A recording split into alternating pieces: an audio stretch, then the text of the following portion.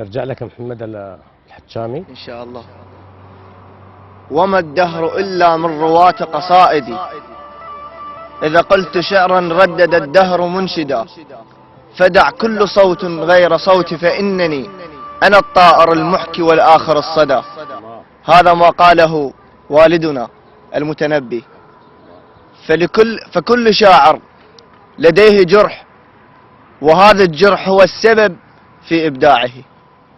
أما أنا رغم صغر عمري فقد أصبحت أبا لعدد من الجراحات، وسوف أتكلم عن آخر جرح انولد في داخلي. انولد عندي جرح لما جفيت وياي، تعال وياك اخذ الناس فضحونه. انولد عندي جرح لما جفيت وياي، تعال وياك اخذ الناس فضحونه. شبه بي نسخة منك حتى باللجمات، حتى عيون غدرك تشبه عيونه. لونه بلون بعدك اسود وبينار، بس يمكن حركة تطوخت لونه. لونه بلون بعدك اسود وبينار، بس يمكن حركة تطوخت لونه. سميت على اسمك حتى ما انساك، اش كثر شمات رادوا بس يغيرونه. اجاني هواي يبكي وبي صحت غلطان، اجاني هواي يبكي وبي صحت غلطان، لان صوت ارتفع والناس سمعونه.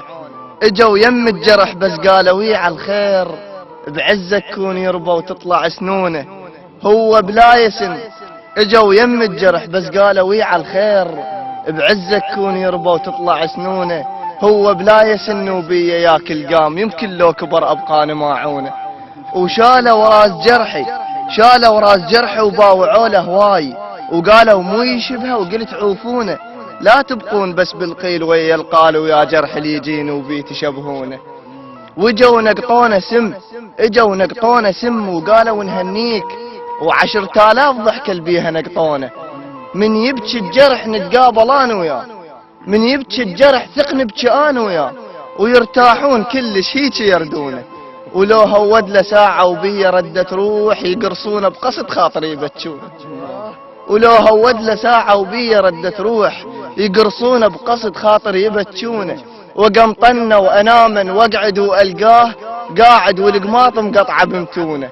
وقالوا شو جرحك، شو جرحك منه ثق ترتاح، وشو السكين من رادوا يشوونه، شو السكين من رادوا يشوونه.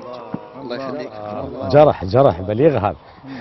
تسلم يا ابو جاسم يا محمد الحجامي.